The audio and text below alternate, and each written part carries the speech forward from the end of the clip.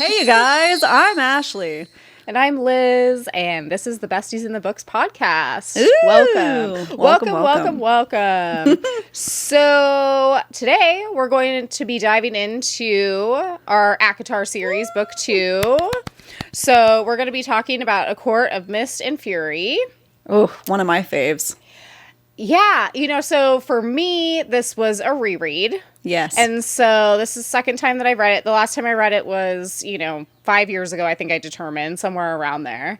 And then you read it last year, so we kind of gave people the rundown before. So yeah, we're going to be taking the deep dive. This is the deep dive episode into basically ACOTAR 2.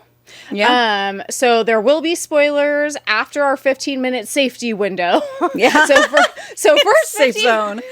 Safe zone. So after the 15-minute safe zone, there will be spoilers for A Court of Thorns and Roses and A Court of Mist and Fury. So books 1 and 2. Just so you guys know, we will not go into spoilers for books 3, 4, and 5. If for some reason some little thing comes up, we'll make sure to tell you ahead of time, but I wouldn't expect it. I think we're going to more so just recap. Yeah. Dive into the episode. But before we get into that, we just wanted to say thank you for being here. Thank you for being here, you guys. Taking time out of your day, taking time out of your book. We all know how hard that is to do. To come hear what we have to say and kind of joke about things and laugh about it. We're not going to be like fully annotating today, but a lot of things happen in this book, and we want to talk about it. So you ever feel like, I read this book and I just want somebody to talk to about it with? We're your girls. We're here. We're here Anytime. and we're having a good old time about it, and that's what we're going to do. So if you want to see more of that, make sure to follow and subscribe anywhere that you like to listen to your favorite podcast. We are also on YouTube. You can watch this in case we need some visual aids and things like that, and you want to just see our weird facial expressions and crazy hand movements. We have it all for you. I was going to say that we have plenty. Plenty of the things. There's a plenty. Yeah. You can hear it with your ears, or hear it with your ears and see it with your eyes, depending on where you want to listen to your podcasts. There you go. And then also you can follow us on Instagram and TikTok at Besties in the Books Podcast. We're everywhere. Yes. Yep. Just find us. We're behind the bushes. We're in the ceiling rafters. Hello. Hi, you. We're hiding behind the corner. Anyway, we actually are also, I feel like we need to mention at the beginning, because sometimes we forget, we're also on Fable. Yeah. And that's where you can talk with us, if you want to, chapter by chapter, about all these reads that we do. So, this is not our book club book of the month, but it is a side buddy read, and we include all the buddy reads, all the podcast reads, everything on Fable, and that is at Besties in the Book Club. So, yeah. If you guys want to chit-chat. I think there was like over 30 people in the first book. Oh, and ACOTAR. A Court of Thorns and Roses. Yeah. Yeah. When I went and checked on it last time before we were filming that video, I was like, oh, dang, we really got the people coming. So come and read. You can, if you're just jumping in and you want to read Mist and Fury, you can go check that out. Or if you want to kind of rehash with people, but we'll definitely make sure to add the Fable links for the next one in the description box of wherever you're listening or watching this for A Court of Wings and Ruin. So that way you don't feel so alone in your read or your reread.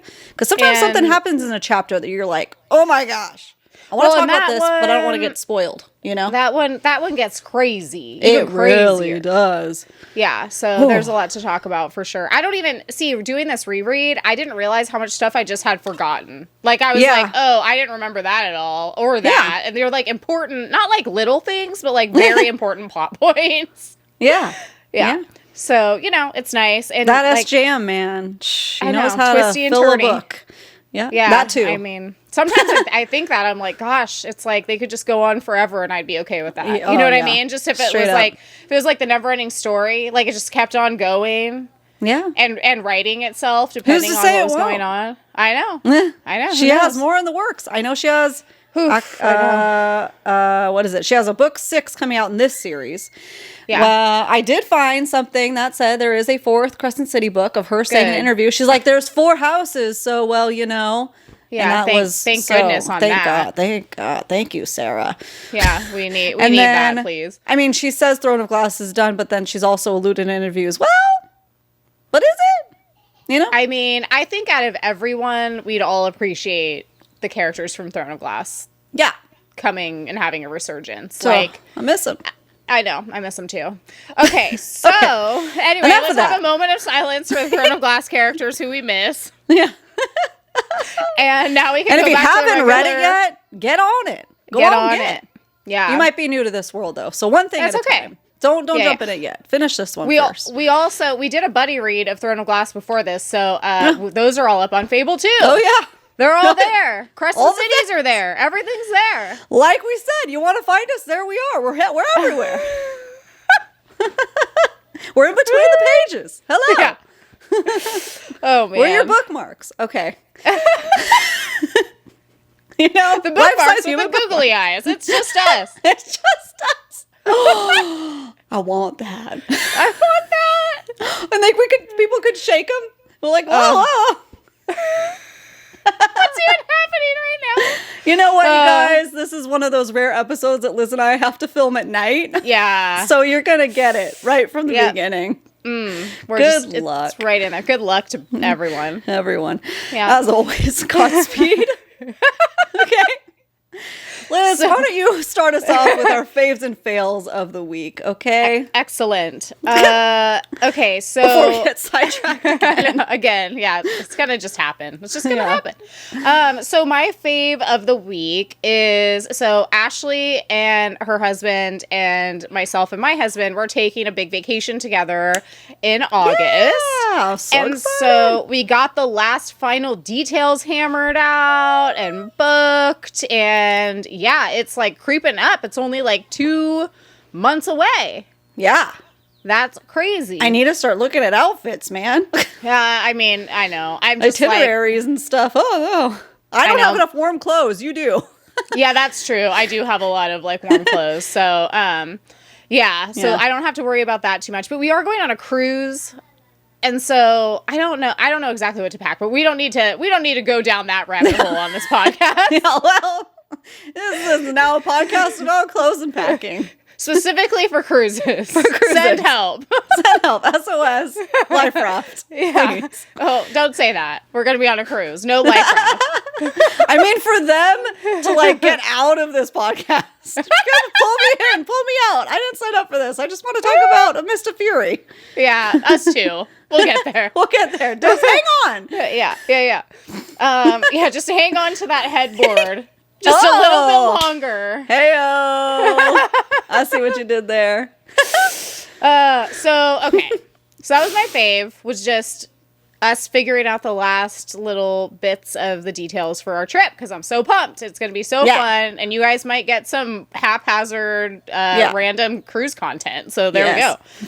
And then my fail of the week isn't really a fail, but it was just kind of funny. So I am rereading these books with our other friend Rescinda and whoever joins the Fable groups.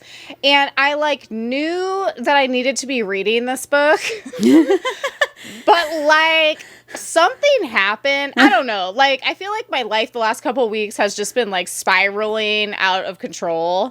Like somehow, do you guys ever feel like that, where it's like nothing really catastrophic has happened? You know what I mean? But like for some reason my brain just can't like handle all of the like stimuli right now. Yeah. Yeah. So it's a billion little things or whatever. Yeah, exactly. So I pretty much was like, okay, well, we're going to be podcasting about this book. I need to finish it. And so I ended up reading, like, I will be generous, probably about 350 pages yesterday. Yeah, that's a lot. She was determined. I'm like, don't hurt yourself. Like it's not enjoy that the serious. ride. Yeah, we can change our scheduling. Like, enjoy it, because I also want you to enjoy it. Like, sure, I want to film this for my own like schedule that we want to stick to, but like, enjoy the ride.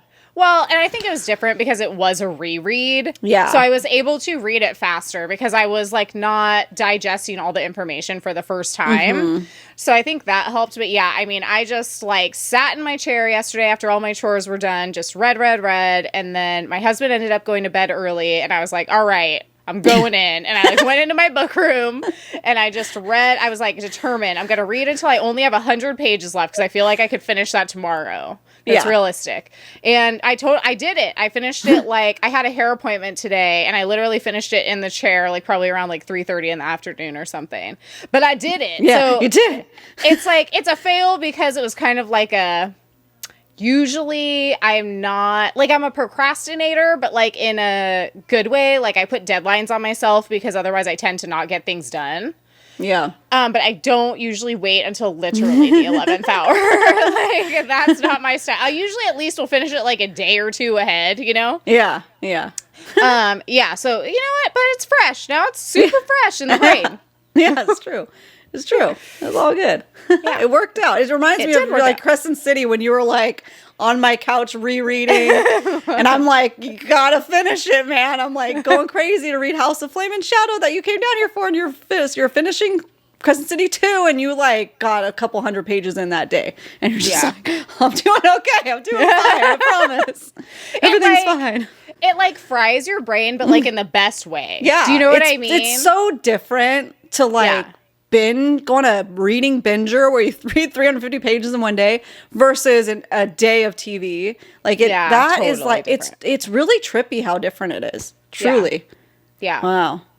So let that marinate for a second. Feel that in your brain. You guys know. It's trippy. Yeah, you guys totally know. You can relate for sure. Yeah, like because it's I want to know the science. It's like active. Yeah, exactly. Yeah. Someone who's a scientist out there. Tell us what happens. Explain. Educate the people. The masses? We want to know. We need to know. So what about you? What were your faves and fails of the week? All right, my faves and fails. I'll go with a light one. Yeah, light edition.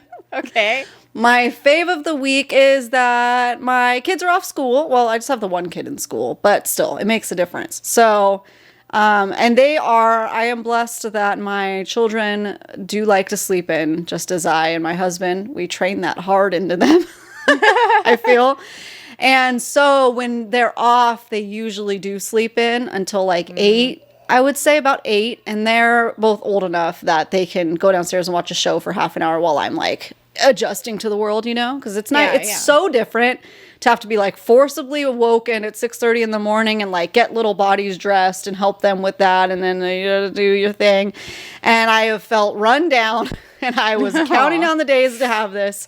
So we're a weekend, and other than having a headache today, I have felt the best kind of rest I have felt in forever. It makes such, like, I am definitely, like, pre-kids, I was a night owl and a sleep-inner, if I could, right? Mm-hmm. Having kids changes that, or even a demanding job, like, whatever. So now, when I do get the chances to sleep in, it is, like, so refreshing. I feel like a person again. It's crazy. And yeah, I mean, whenever I'm like staying at your house, I do notice that. Like, I feel like I'm never like woken up in the morning, like by then. Yeah. I'm like, oh, they're still asleep. Yeah, if it's the weekend. Yeah, if it's the weekend, they'll sleep in. I mean, like, sometimes my older daughter will do that thing where, you know, it's so hard to get her up during the week. And then on the weekend, she's up before she would need to be up because she's trying to watch the iPad. So now I've told her, well, I'm not going to give you the iPad if you're up before this time. And magically, she stays asleep. So, wow, look at that. So we all get to sleep and we're all in good moods and everybody's happy. So, great.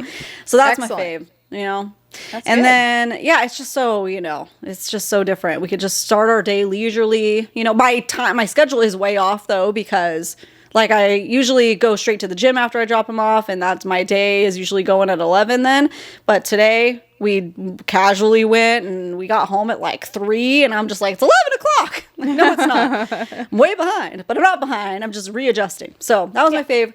My fail of the week, I'm going to talk about my whipped cream incident. Oh, no. Oh, that's right. Yeah. So anybody that follows my Instagram knows I had a whipped cream fail. And you know when you like really have your hopes up for something and it all gets ruined. That's what happened. Okay?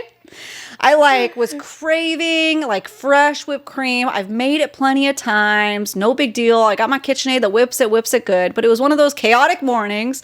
And my daughter had suggested French toast. I'm like, that sounds great. I haven't had that in forever with some fresh whipped cream on it. Bada bing, bada boom. Speaking of, we had a French toast fiasco too when you were here. Yeah. Note to you guys. Just a sidebar. Never try to French toast crescent toast. Wait, what was it called? Croissant toast. Don't do it. Croissant toast. It looks delicious. It sounds great. They have a warning. Only put it in the toaster and that's it. Okay? You try to pan fry it a whole loaf later, you have to put it in the trash. It didn't work. It didn't work. It just stuck to the pan. That was a we'll redeem ourselves when I come down. Not with in that October. Stuff. Not with that. Regular bread. Regular bread. Yeah. Mm-hmm. Yeah. So the French toast turned out fine, but I had we just got that new table I talked about one of the episodes that we set up, and we're excited to eat outside and make a little brunch. I have 19 things going in the kitchen. My 2 kids keep calling and asking for stuff. My husband's asking for stuff.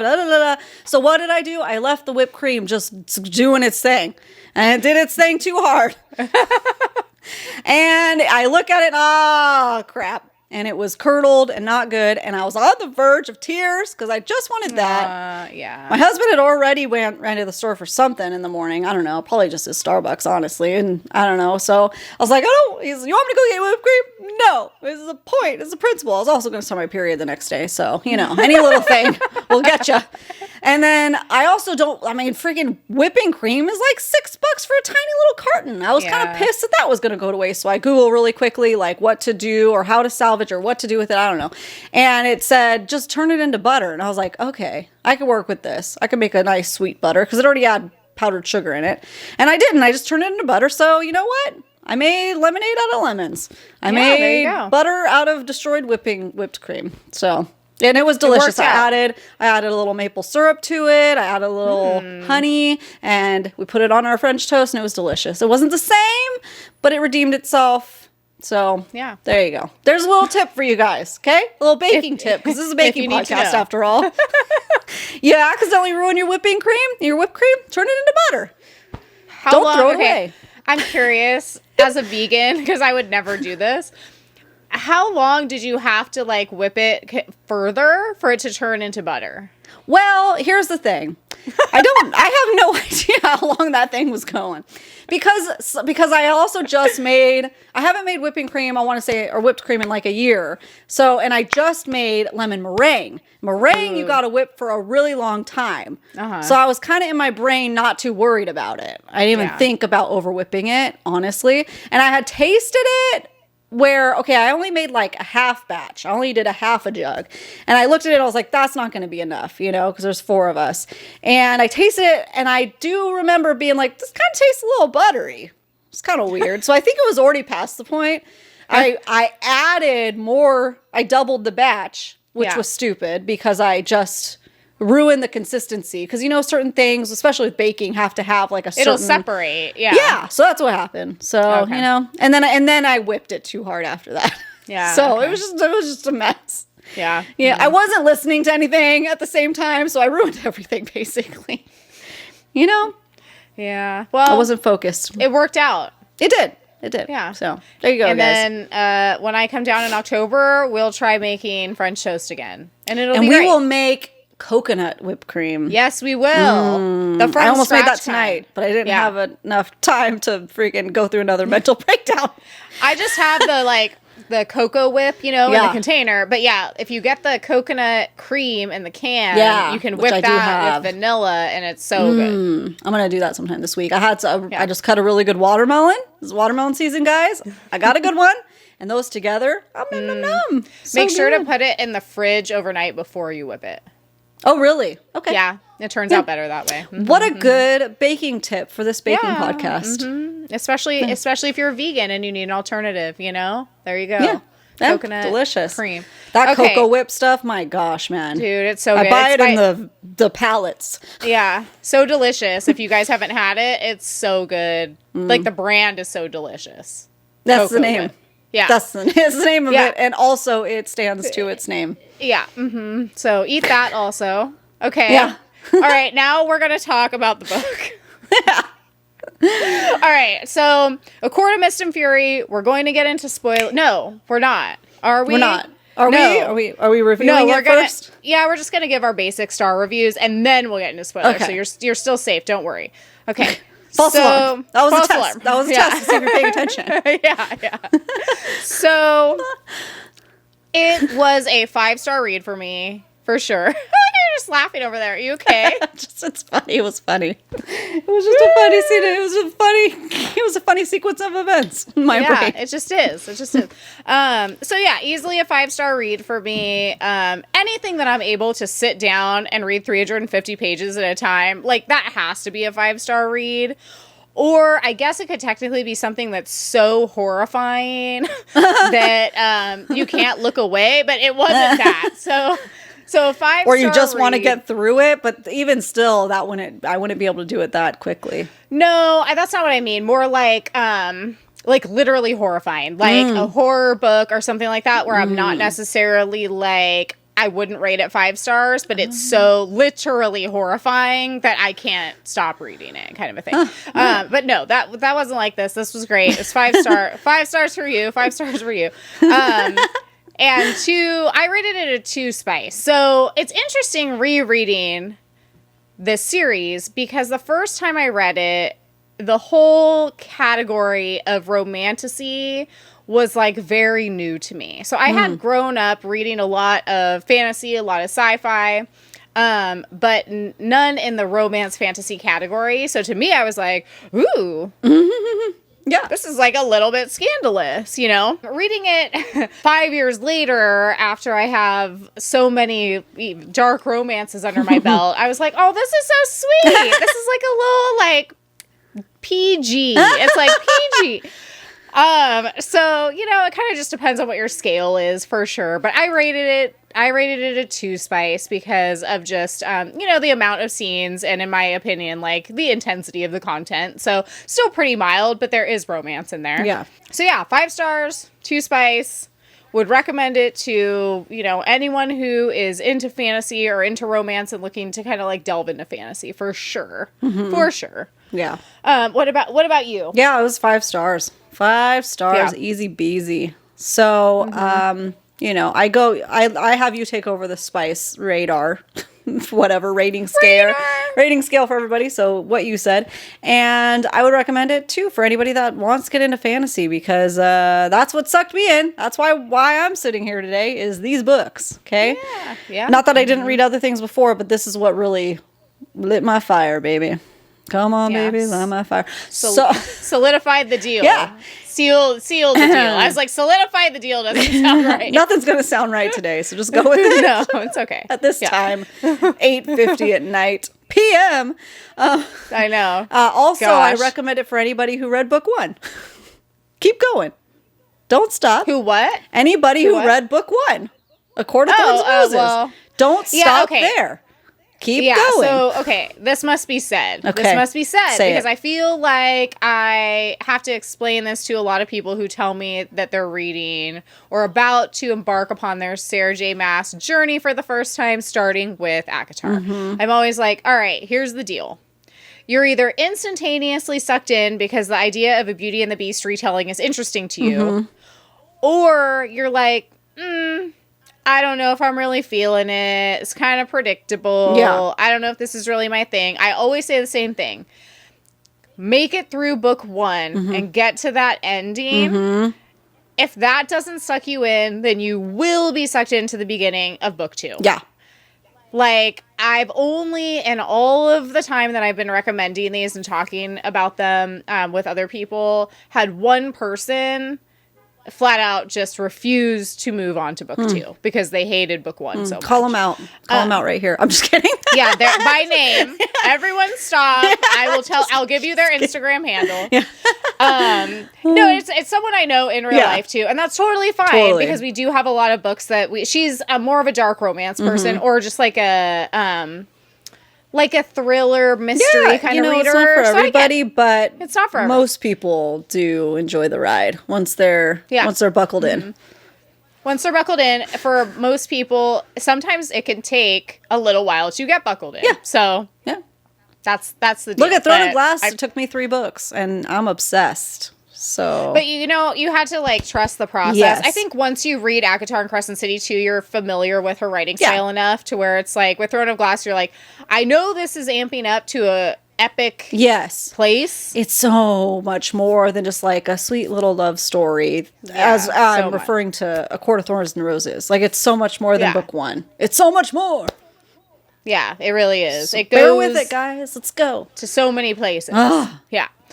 Okay, so, all right, now we're going to get into the spoiler portion. So here's your warning. Ding-a-ling-a-ling-a-ling. Here's your warning.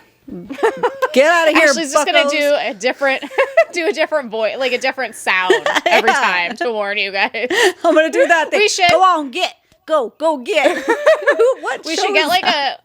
Oh, it's Nick Miller, a new girl. He's doing the Are you doing White Fang to me? Go on, get out of here. If you don't want spoilers. You're white fanging me.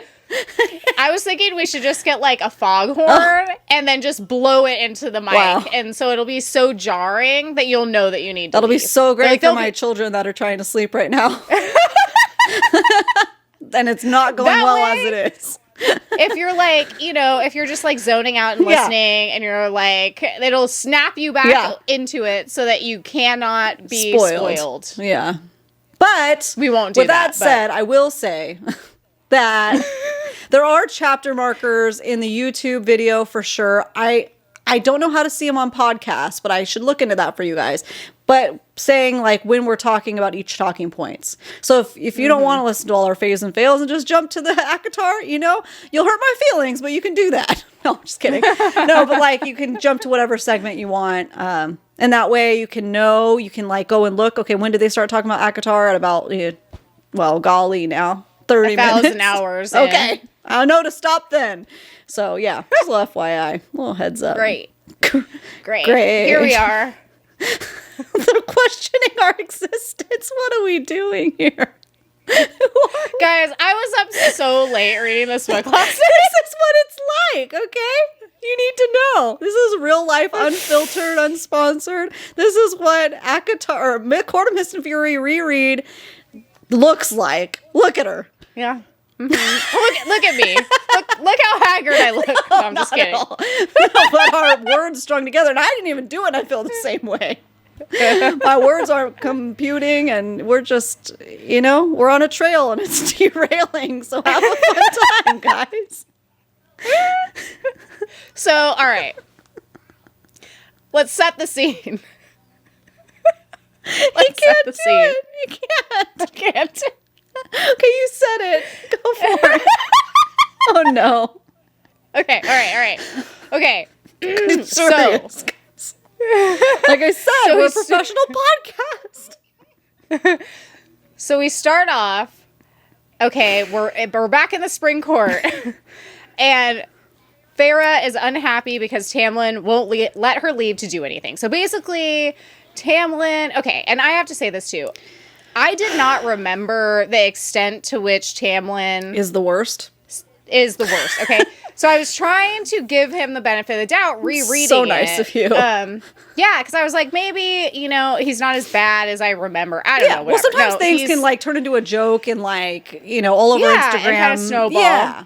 Because it's funny to do. No, he just sucks. But we'll get into that later. Yeah. So, basically, Farah is like dying inside. Like, that sounds so dramatic, but like that's kind of what's happening. Like, she's withering away. She's unhappy. He's being overprotective to the point of, like, in my opinion, abusive. Yeah. Like, because he's essentially just trapping her in the house under the guise of quote unquote safety. Like, and so that's pretty much all that happens in the very beginning of the book, is kind of like them fighting about that. Yeah. Him refusing to fill her in on anything that's going on in the court. He won't let her leave to do anything. He won't take her with him to do anything. He's not acknowledging her extreme depression. And like PTSD to the max. Yeah. Yeah. And I know he has some, which would be all the more reason to like to talk about it. Yeah, and he's just like, oh well. She doesn't want to talk about it, I won't make her. But it's like sometimes you need somebody and you're just like, dude.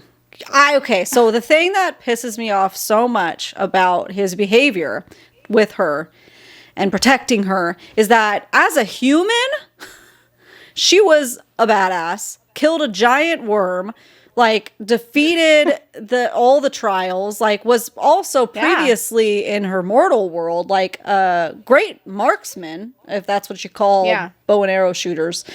I don't know. Yeah, and, a hunter. Yeah, huntress. And she held her own just fine. And now we all only know at the beginning is that she's extra strong.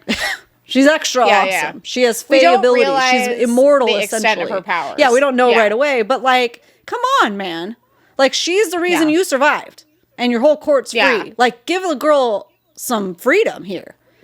And credit. Yeah, and some credit. And none was given. Yeah. It's just like, oh, I want to I'm so scared. Because, like, he saw her die. Okay, so fair enough. So he's traumatized by that. But she also, like, felt her own neck snap. Yeah. Like, hello. It's like, enough about you, Tamlin. Like. Yeah, exactly. Yeah. Enough about you. Yeah.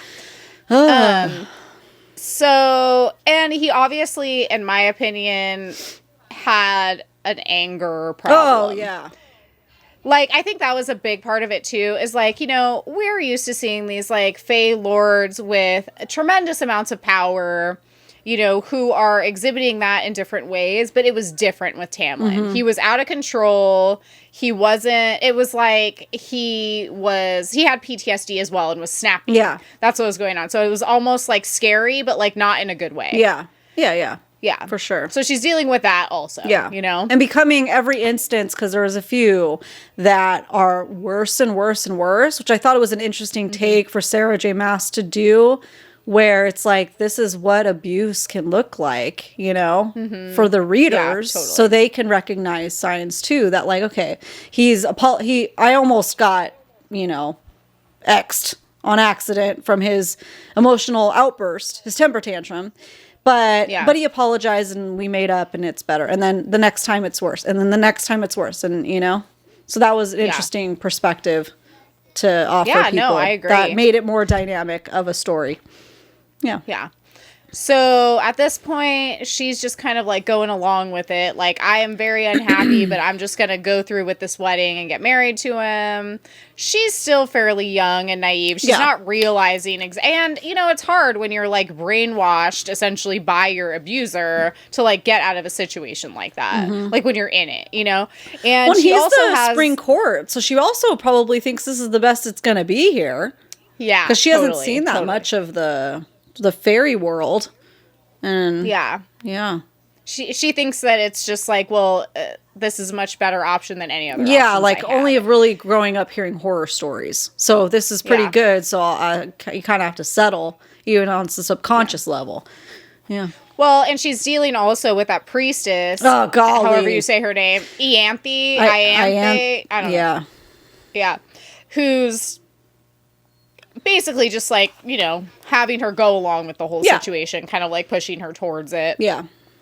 We find out obviously later that she had ulterior motives, but at the time we just think that she's just like very much on Tamlin's side. We're not really sure why. But she gets her all ready for the wedding, and then of course Rhys crashes the wedding. Yeah. So she's home. She's having a panic attack walking down the aisle. Also, before this, she does have that tattoo from the deal that they made together. Yeah. Where she has to go. But she does feel like there is a narrative in her head that feels like she has a cat eye on her palm, right? Almost feeling like it's watching her, like when she's sick at night. Yeah. Like she feels an energy from it. But doesn't look too much into it, obviously. Just knows that it creeps her out. So when he comes in the nick of time, oh my goodness. At that point, I'm like, already, I was like, get away from Tamlin. This is bad.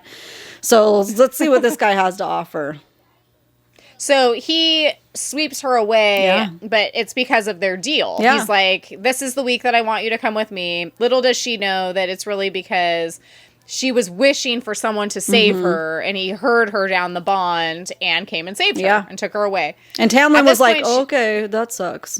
Bye. Yeah, like, mildly argumentative, but kind of just let it happen. Yeah. So kind of weird. So then here she is in, like, basically, you know, Rhys takes her back to Valaris, and she's staying, at this point, they're in the townhouse, right? Or are they in the House of Wind? I don't think they go to the House of Wind until a little bit later. But. Okay. So, but the point is, she's like, interesting. Like, this isn't like a scary court of like evil monsters torturing everyone. It like seems pretty nice. Yeah, like everything she's heard is the night court is terrible and full of monsters. It's the what's under the mountains with the Amarantha. I always mix them up. The Court of Nightmares. Is basically whatever you know of the Court of Nightmares is what she pictures all of the night court to be. Which this is, he explains to her that that's just a section of his realm that he oversees. It's the part that he lets people see so that he can keep Valaris safe and hidden. Yeah. Basically. Smart. Yeah. Oh, that blew my mind. I mean, it's pretty cool. Yeah. For sure. Yeah. Duh. So at this point, he's like, okay, well, you're going to stay with me anyway, so let's teach you how to read. Yeah, step 1. Yeah, and she was and let's be clear, she was at the Supreme Court for at least 3 months. He wasn't enacting no one cared. His deal right away. He didn't enact his deal until she needed that help. He was just kind of like sitting back and watching. And I was like, that's so weird. Why is he not coming for her? Because she mentions that, it hasn't come yet. So nobody's trying to help her read or anything, even though she almost died because of it. I know. Okay, step 1, let's teach you how to read, lady. Yeah, so teach her how to read and teach her how to mind shield. Yeah, which was so cool too. Which is really cool. And I loved their like passing notes, witty banter. Like that was so cute. I loved it so much. Yes. Ooh. So like very early on, we realize, because Rhys is kind of explaining to her that the King of Hybern does still he's planning a war. Yeah. And basically is telling her that he wants her to come help, like, work in his court. But when she tells that kind of, like, when she tells that to Tamlin, like, hey, Rhys is saying that the King of Hybern is going to, wage war on everyone, he basically brushes it off. And he's, like, in denial about it. Which I thought was kind of crazy. Like, is this just him not wanting to admit to Farah that he knows what's going on, or is he really like in that much denial? You know what I mean? Or like how far back does it go that he's conspiring like behind her back? Yeah. Do you know what I mean? Yeah. So at this point, she's doing that thing where she goes to, the night court, spends a week, a month, and then like she has comes the little back. Pajamas, the little night court pajamas. I picture it kind of like Jasmine. Yeah. Like she was dressed like Jasmine from Aladdin, Yeah. She throws a slipper at him after he whisks her away. That was great. Just some little moments. So she's going, I know. I think that's one thing that I really appreciated doing this reread was just like their chemistry was so great. Yeah, it really was. So she goes back because she's doing this kind of back and forth thing. And she's realizing that she has more powers because she accidentally slips into Lucian's mind. Yeah. Which I thought was really interesting and kind of cool. And he didn't even realize it. And she was like, whoa, like, what just happened? Yeah. So I just made a little note here that, she ends up with flame, water, ice, and darkness and shifting powers. But, like, we kind of are watching these all, like, unfold. Little bits as the book is going along. Yeah. So we also find out that she's able to shield because when Tamlin freaks out and explodes all of her paints, she's able to like shield up against it, which I thought was kind of cool. Yeah. Basically in like moments of extreme emotions, she's able to like manifest powers. Yeah. Yeah. But she's not really like, she doesn't really know what she has or how to control it at this point. Tamlin's not trying to help her with it. At all. Yeah. Delulu. Yeah. So everything kind of comes to a head when Tamlin officially, puts a ward around the house and traps her inside. When he needs to go leave with Lucian to go see to something. Yeah. And he just straight up is like, no, you're locked in. And she freaks out. She's totally freaking out. And then that's when Rhys and Moore come and get her and take her back. And that was probably already a few months of the back and forth, right? Yeah. So she's already kind of like warmed up to them and their personalities and what they can offer her. Because he's also kind of telling her too, like, this isn't cool what he's doing to you, Yeah, so. Like kind of trying to like very subtly brainwash her. Yeah. Yeah. You know, like without being coming on so strong that she just like freaks out and rejects the whole situation. For sure. Yeah.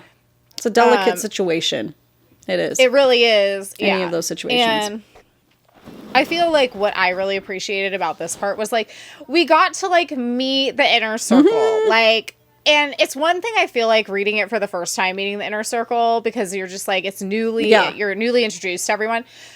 The second time around, I had such more appreciation for everyone that it was like re-meeting everyone was so freaking cool. Oh, like so cool. Aww. Like, you know, Morgan is like, I forgot how much I loved her, and after knowing more about her and then going back and reading this, I appreciated her character so much more. Yeah.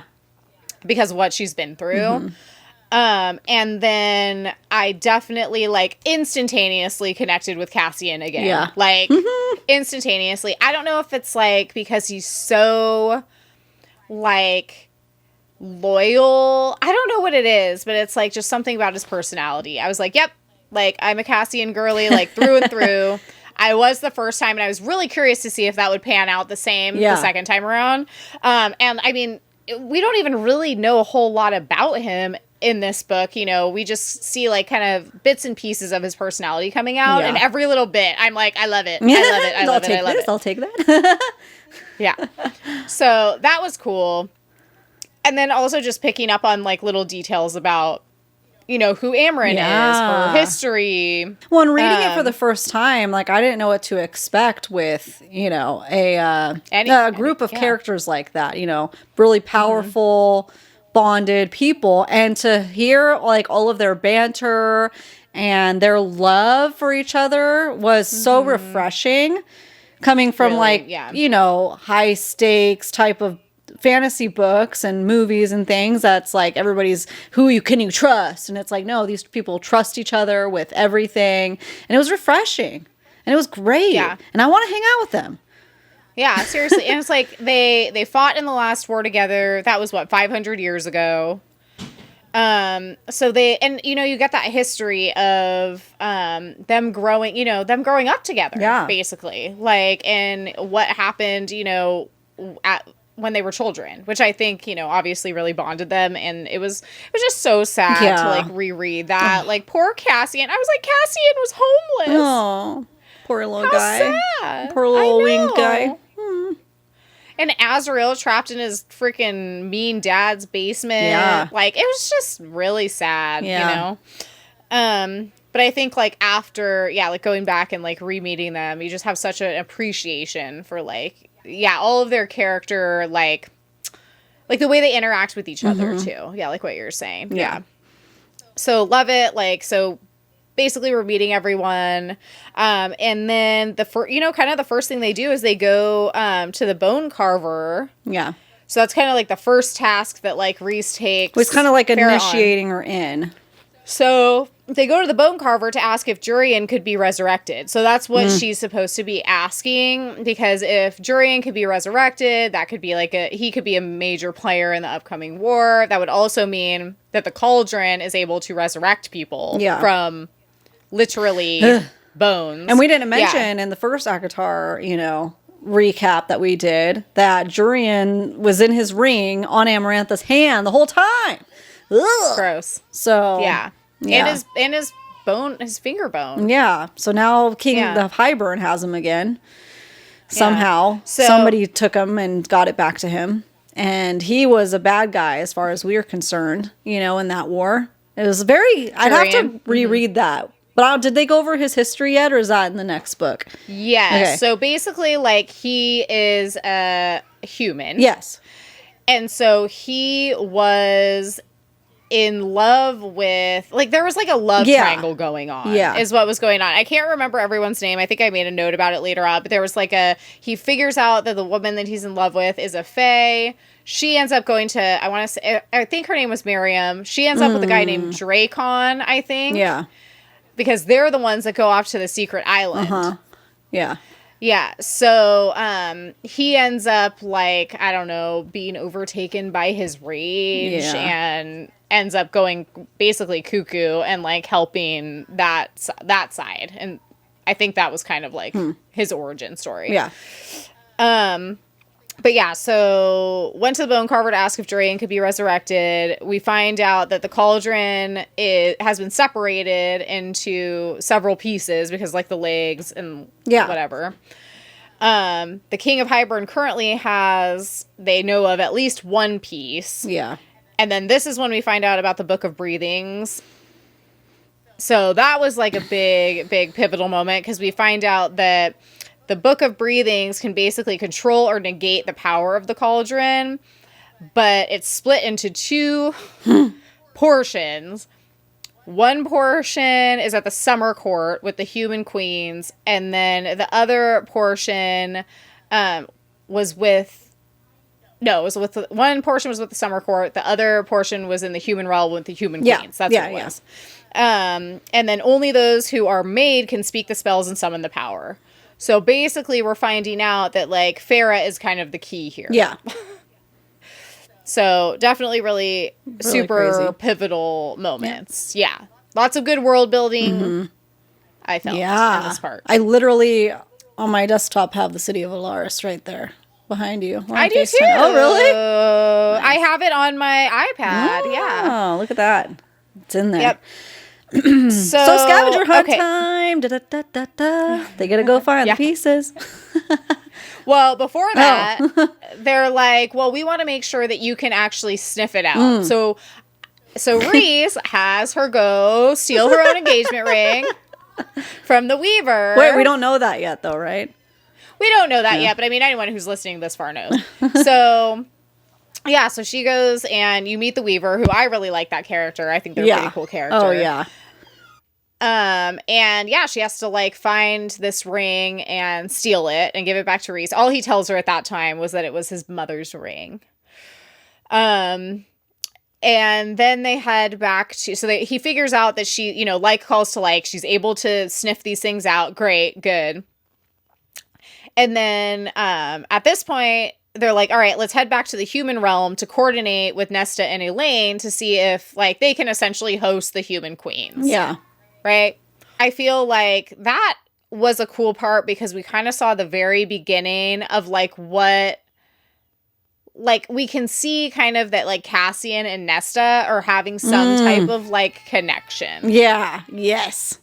Yeah. And I love like that. Really I love it so much. Intense banter where it's like, they hate to love each other, instantly. Yeah, exactly. It's like, and they don't really, it's like they don't even realize exactly why, but they're drawn to each other. And he kind of like almost like calms her, which I thought was really cool too. Yeah. Well, and he's pissed at her because he's like, you sat around doing nothing while your sister went out and doing that, but I also calls her out. But I'm also drawn to you. And then she's just like, you're stupid, but okay, I'm drawn to you too, and I'm mad about it. It's great. Yeah, I loved that though. Like I lived for those like little nuggets because I'm just eating them up. A Court of Silver Flames is my book, and so I'm just like I'm going in. I'm excited about it. So after this point, so they get. I guess it would technically be Nesta because like Elaine kind of just goes with whatever. Yeah. Gets Nesta to go along with this plan. Yeah. So that's great. They go back to Valaris and basically like Farah is like kind of like training a little bit and like learning how to like hone some of her powers. So at this point she can winnow, but only like a very short distance or only like a little bit at a time. At this point, we can tell that Farah and Rhysand are starting to like actually really like each other. Farah and Rice-A-Roni? Yeah. Yeah, Rice-A-Roni. So she sends the breakup letter to Tamlin and starts officially training with Cassian. So that's kind of a fun, like, she's like, I don't want to be helpless. I want to be able to fight. I want to be a warrior too. And so I really like that. Yeah. I also like, that she's bonding with kind of everyone in the inner circle. You know what I mean? It's like not just Reese, which is cool. So I liked that. So at this point, stuff starts to go off like big time. So to sum up, they go to the summer. So they go to the summer court and they steal half of the Book of Breathings from the temple. So, and they almost drown. But I love Tarquin. Is that how you say his name? Yeah. So she kind of has to like flirt with him and kind of get him on her side and be friends, but maybe like leave the guise of maybe a little bit more to gain his trust. Yeah. Which was brutal because he was so kind. I know. And we're like, you're just being played, dude. Yeah. Like, you're just being played. But they end up being able to, so she and Amren go into the little temple. They're able to steal half of the Book of Breathings because it's calling to Farah, which is great, but then they literally almost drown and die. Yeah. But, and I thought this was really cool, she's saved by the water wraiths. Yeah. That she helped with the tithing, which also building up to going with Rhys was like another thing that she didn't like about Tamlin is like his unwilling to change the old ways and be forgiving and help people out that can't afford the tithe and help his community out. And it's like, nope, well, figure it out. Sorry, you're out of fish. Oh, well. So she gives him the rubies and then he's mad about it. And then they're like, we'll never forget this. And they didn't. And they saved her. They saved her. And Amren. Yeah. Too. Yeah. They saved them. And then they're like, we're even. It's like, that's a deal. That's pretty good. Yeah. Yeah. So that happens. I love when stuff like that happens in books. That's why you gotta pay attention. It comes full circle. Mm-hmm. It's very satisfying. Yes. So they go back. So they get out of there because they're like, well, we just stole this. This isn't good. Yeah. They get out of there. They meet with the mortal queens. Who are the worst. Yeah, who are the worst. They won't give them the other half of the book. Yeah. This is where we learn from Morgan about the hidden island where Miriam and Dracon live with Fae and humans both. Mm-hmm. And it kind of explains that she fought with them in the war, and everyone thinks that they're dead, but they're not. Mm-hmm. So we also learn about Mor's history with being betrothed to Eris, Lucian's brother, and all of that really tragic backstory. We know at this point that she basically slept with Cassian to get out of it. That's what we know. Yeah. So then they get this idea like, okay, the queens, they don't believe us that we're good and that we're trying to prevent a war. They need proof, and we don't want to take them to Valaris because we don't want to essentially tell them that it's here. So we're going to go to the Hewn City to steal the Veritas orb from Morgan's dad to show the queens Valaris through the orb. This is the scene where they go to the Hewn City, and it's like that iconic scene where Farah has to pretend to be Rhys's whore, basically. Yes, that's right. This scene was great. Excellent, in my opinion. Great. 10 out of 10. 10 out of 10. So they are distracting everyone, essentially, so that Azrael can go and steal this orb. Yeah. And it works. They end up stealing it or whatever. But yeah, it's like this whole slow build burn, up, tension city. And she's already kind of fighting her feelings and stuff with him. So this kind of makes her have to accept, oh, okay, I got feelings for this dude. Yeah. Well, it's like she's got feelings for him, but at the same time, they have a little fight because he was being protective of her. So basically he ends up breaking Kyr's legs, his arms, sorry. Breaks his arms because he calls her a whore. And Rhys is this was the first instance of a don't speak to, I don't remember what he calls her at that point, but obviously it's not his wife or high lady or anything. It's whatever she is. But don't speak to her like that. Breaks his arms, very territorial. She's very freaked out and skittish about that because of the way that Tamlin treated her. Yeah. So they get into their first little tiff because of that. Because she doesn't want to just leave one super controlling, abusive guy and then just get with another one. Mm-hmm. So I think she's kind of fighting with herself on that. Mm-hmm. And then the next major scene is Starfall. Oh, chills. Which we all love. Initiate chills. I know. Oh, yeah. It's the best. It's literally the best. So they have their Starfall moments, which is great. Yes. They kind of make up after their fight or whatever. She's dressed in that beautiful dress that was in his mother's collection or something. Yeah. Right? And then all the stars kind of like start hitting them and leaving all the like sparkly stuff on them. So cool. Sparkly green goo. Yeah. That's what I pictured. I didn't know how to picture it. I pictured it like on crime shows, you know, where they spray luminol on stuff. That's what I pictured it like, but like the good version, you know. Yeah. So that happens after What that. is it? What's on him? So they go to the Illyrian war camp, and we learn what the blood rite is. Yeah. So that's kind of some foreshadowing. We find out Tamlin and his family actually killed Rhysand's mom and sister. Mm-hmm. So that's why Rhys and his father killed Tamlin's family. Then Tam killed Rhys's father too. So basically, this is like a crazy... She's figuring out for the first time the truth of what actually happened between their insane, like... Basically like a blood feud, almost, really. Yeah. Okay, so they're at this Illyrian war camp. She finds out the truth of everything that happened. She's horrified. Like, how could I have been with this guy, Tamlin? He literally is responsible for all this death. She's basically, like, slowly figuring out the truth of what actually happened. Yeah. She's training with Rhys.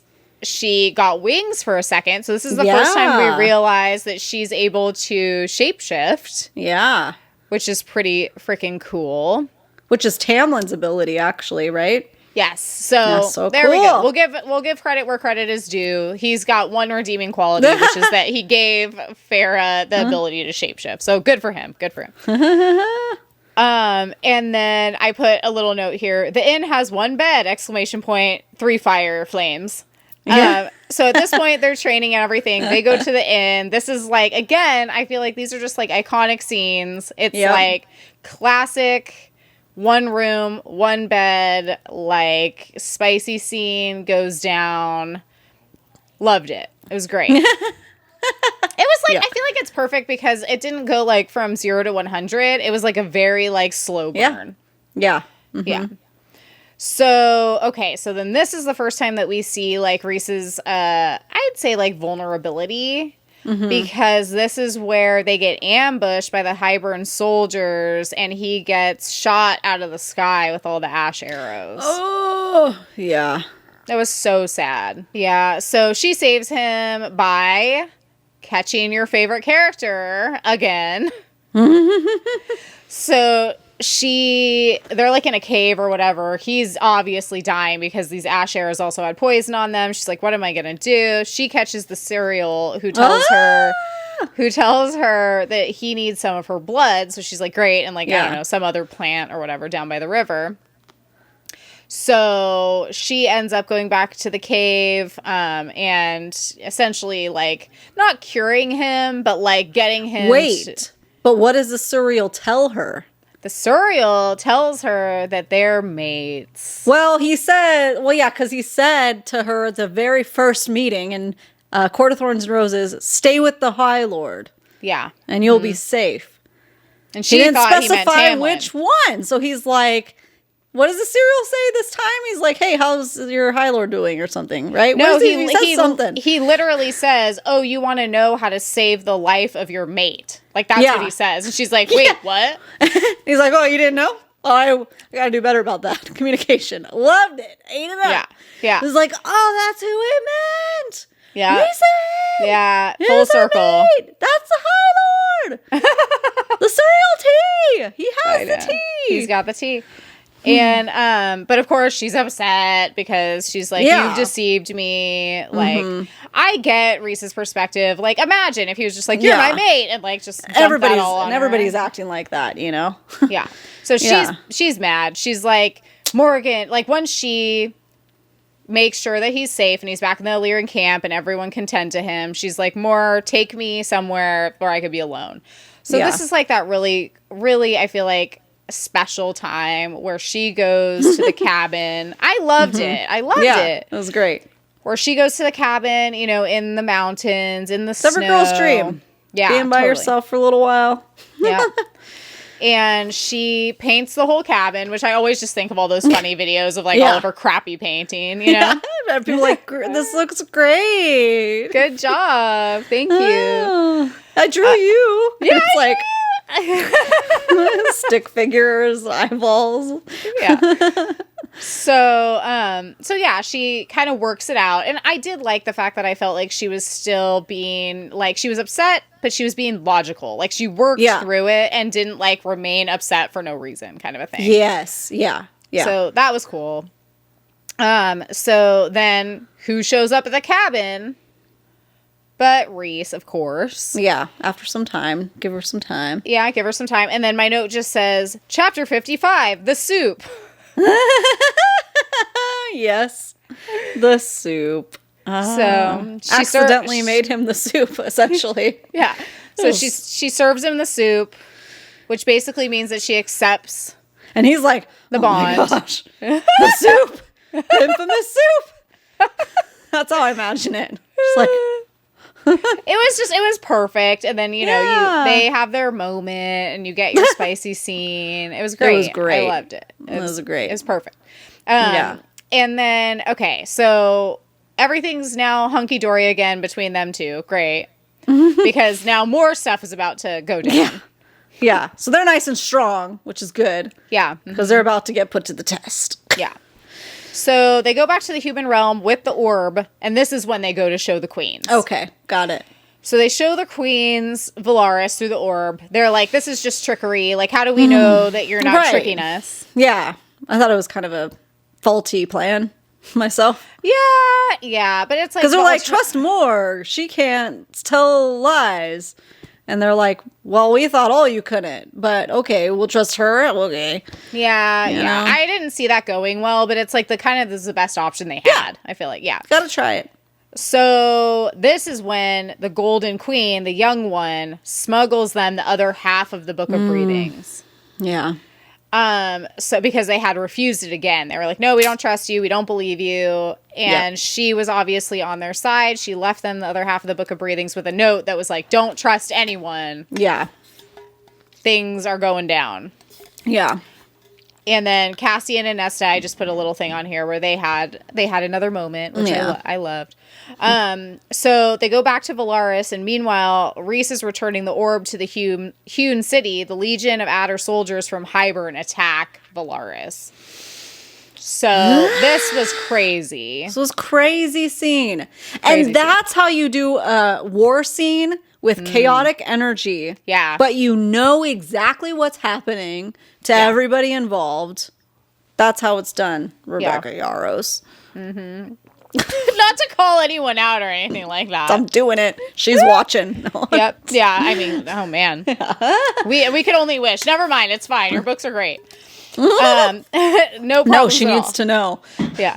So this was so cool. Like, I ate this up because you have, I mean, obviously it's crazy, right? All the adders are everywhere. They're overtaking the city. They're killing people all over the place. Farrah's like, you know, Cassian's like, go back to the townhouse. Farrah's like, no, I'm going to fight. And this is when she summons her water power. Yeah. And makes like all of the wolves who go around and basically like take everyone out, which was so cool. Yeah. And then I put, Farrah turns into a complete badass and controls the water, kills the adder, and says, I'll see you in hell. I loved that part. Yeah. She was like, I'll see you in hell, and freaking kills him in the sky. I was like, what a time. Yeah, that was crazy. Yeah. That was crazy.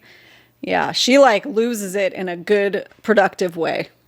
Yeah, totally. Because that was after they killed the Witch Queen, too. She sees her get dropped down on the freaking thing. So then she's like, ah! She just rages. I love it. Yeah. It's like, because she channeled all of her rage in like appropriate ways, and then did not let her, she wasn't doing that thing that really annoys me sometimes, where it's like that, oh, but I feel bad. I'm so conflicted about killing. Yeah.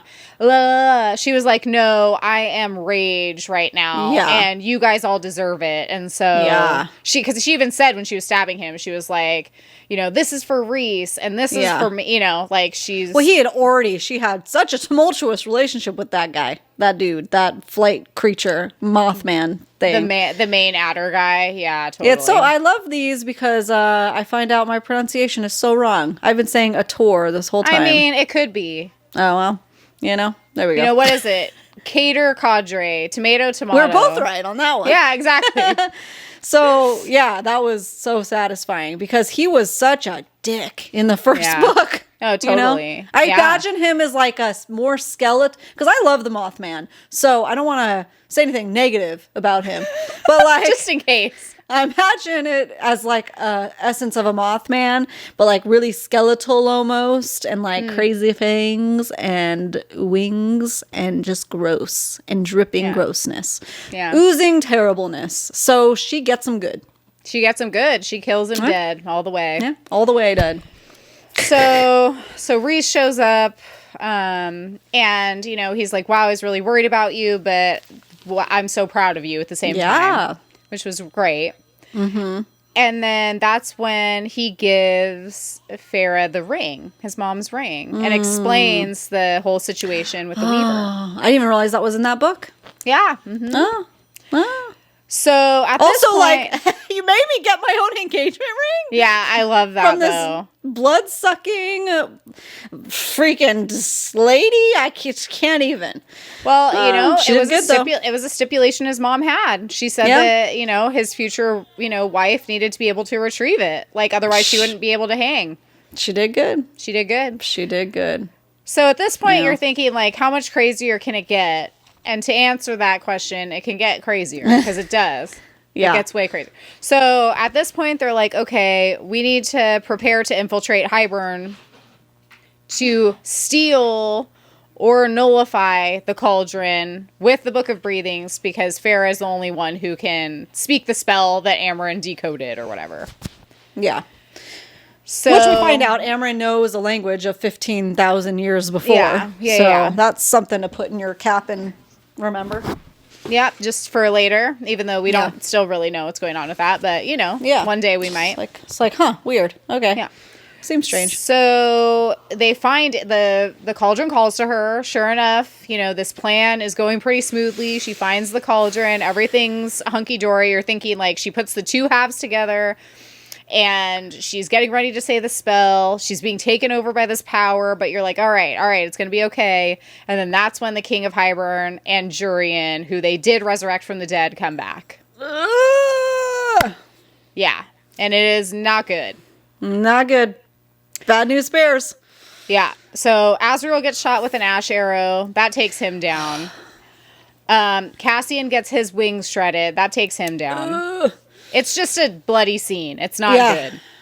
Yeah. So the twist, though, is that we find out at this point, and this is, I didn't remember this from the first time I read it, and I was like, oh, this is the kiss of death for Tamlin for sure.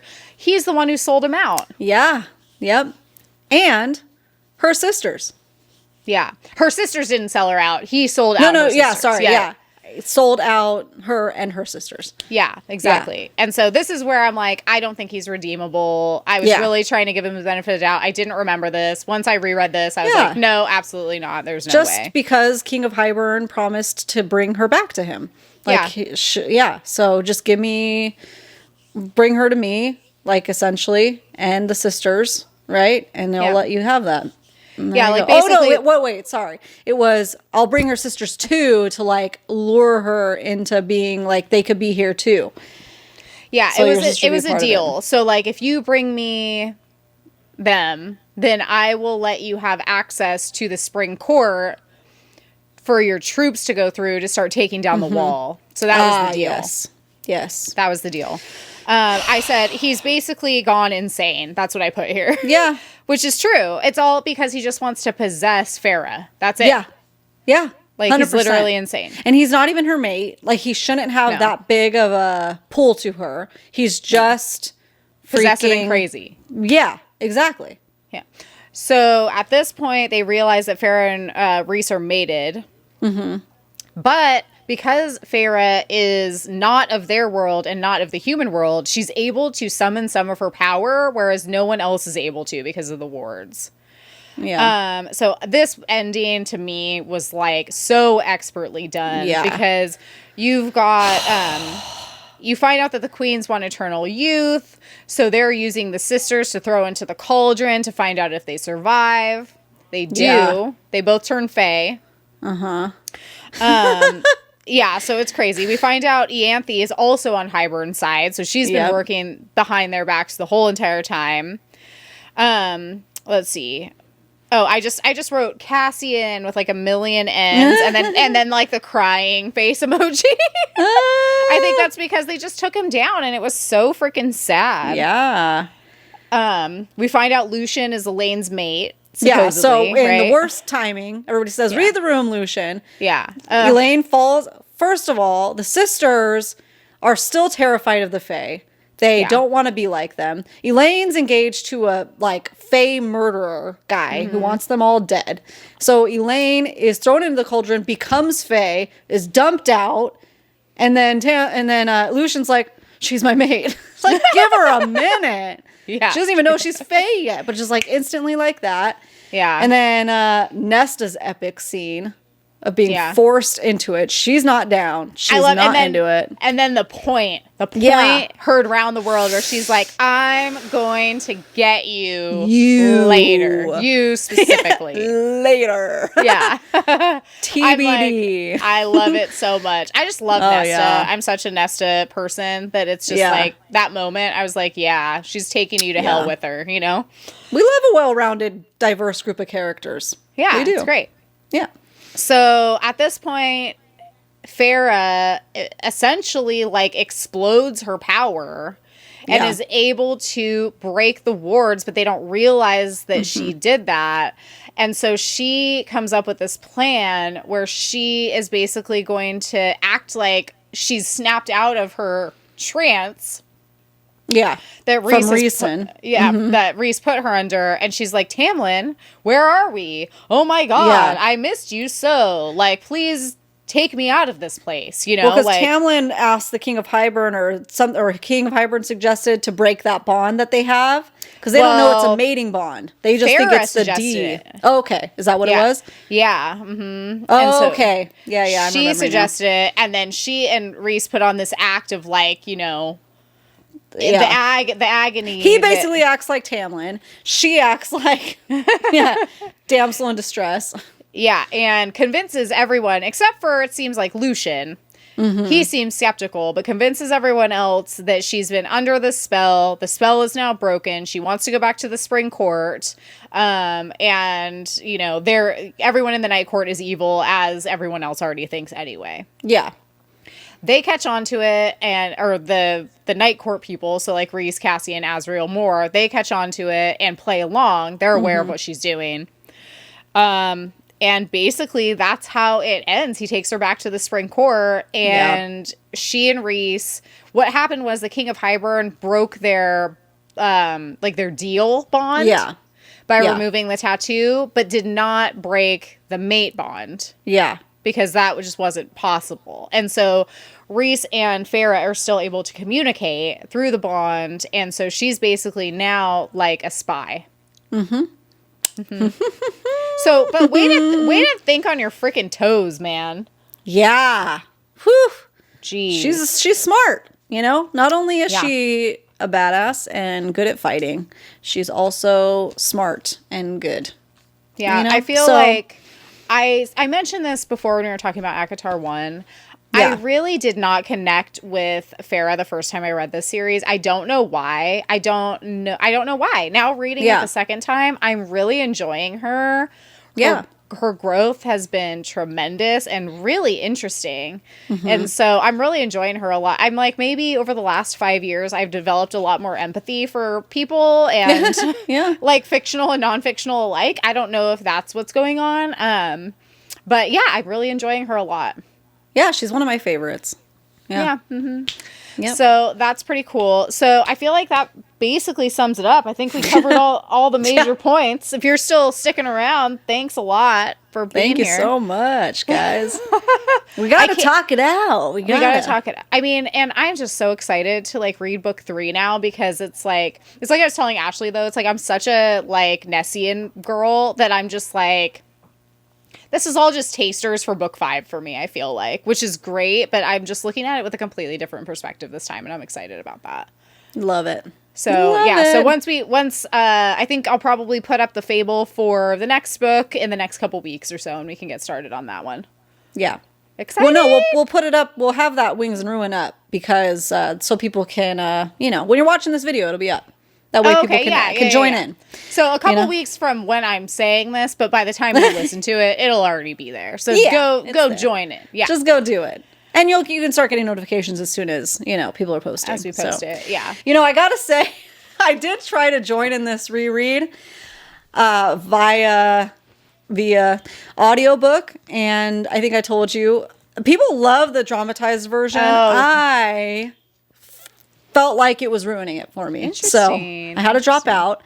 I did start the just like the regular narrated, the original, and that was good. But I was like, man, if I listened to the dramatized the first time, I would have hated this book. Interesting. So interesting how audiobooks, like you mentioned, can ruin things for you. It really can. So sometimes if you tried the audio and you didn't love it, go to the paperback. Go old school. I mean, I'm a very firm proponent of if you start listening to an audiobook and you don't connect with the voices right off the bat, return it and stop. Yeah. Because it could very, very easily ruin a whole book, and like you don't want that to happen. So just use a different format. Imagine if that's what I started with last year. So sad. I'd be sitting here today. Yeah. So exactly. Yeah. There you go. So, all right. So, should we wrap it up? Yeah, let's do it. Do you want me to go first, or do you want to go first this time for our smash or pass of the night? All right. I'm going to hit you with your best shot. Okay. I'm going to hit you with your best shot. Okay. Okay. All right. All right. It is time for the Unhinged. Smashy or passy. Here we go. All right. Okay. You know the game Street Fighter? Yes. You know the beast guy that goes... That one. Okay. I'm gonna say pass. That's so weird. Oh, I'm so disappointed. That's hilarious, though. That's hilarious. I never in a million years would have seen that one coming. Good. Yeah. Mission accomplished. Oh my god, that's so funny. Also, the description, classic. How else to describe it? I don't know his name. I'll be curious what people have to say about that.